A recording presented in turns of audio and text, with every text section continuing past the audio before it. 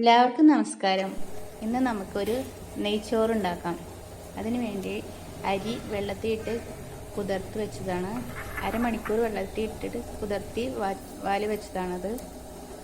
പിന്നെ അതിലേക്ക് വേണ്ടത് പട്ട, ഗ്രാമ്പു, ഏലക്ക. ഒരു പാൻ അടുപ്പത്ത് വയ്ക്കാം. നമുക്ക് അടുപ്പത്ത് വെച്ച് ചൂടായതിന് ശേഷം നെയ്യ് ഒഴിക്കാം.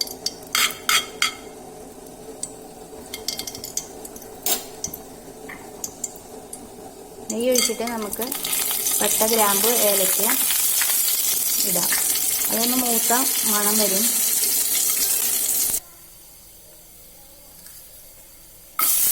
മൂത്ത മണം വരുമ്പോൾ ചെറുതായി അരിഞ്ഞ സവാള ചേർക്കാം. സവാള അധികം വഴറ്റാൻ പാടില്ല, കളർ മാറാൻ പാടില്ല.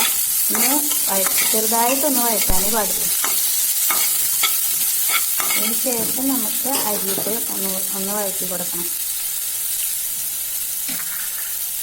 സവാള ഒന്ന് വഴണ്ടിട്ടുണ്ട്. ഇനി നമുക്ക് അതിലേക്ക് അരി ഇടാം.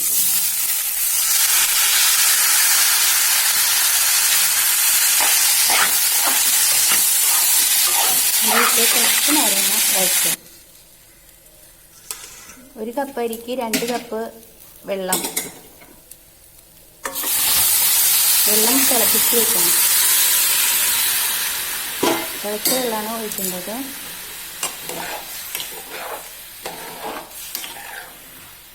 നന്നായി ഇളക്കി ആവശ്യത്തിന് ഉപ്പ് ചേർക്കുക. ഉപ്പ് കുറച്ച് ഇങ്ങനെ മുന്തി നിൽക്കണം.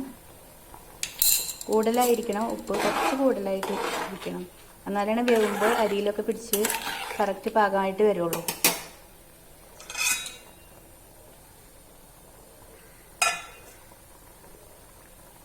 അടച്ച് വെച്ചിട്ട് നമുക്ക് വേവിക്കാം.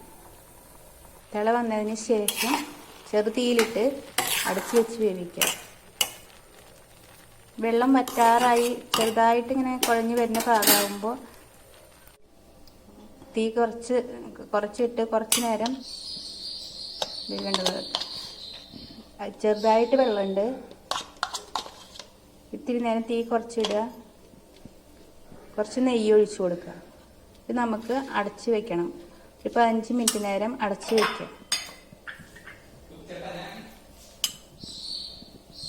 5 മിനിറ്റ് നേരം അടച്ച് വെച്ചിട്ട് പിന്നെ തുറന്നാൽ മതി.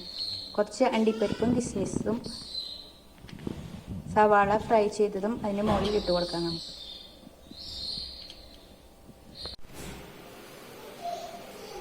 അങ്ങനെ നമ്മൾ കുറച്ച് നേരം അടച്ച് വെച്ചിട്ട് തുറന്ന് ഞാൻ പ്ലേറ്റിലേക്ക് മാറ്റിയിട്ടുണ്ട്.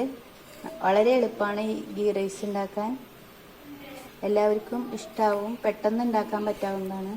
എല്ലാവർക്കും ഇഷ്ടമായെങ്കിൽ ലൈക്ക് ചെയ്യണം, ഷെയർ ചെയ്യണം, സബ്സ്ക്രൈബ് ചെയ്യണം. Thank you.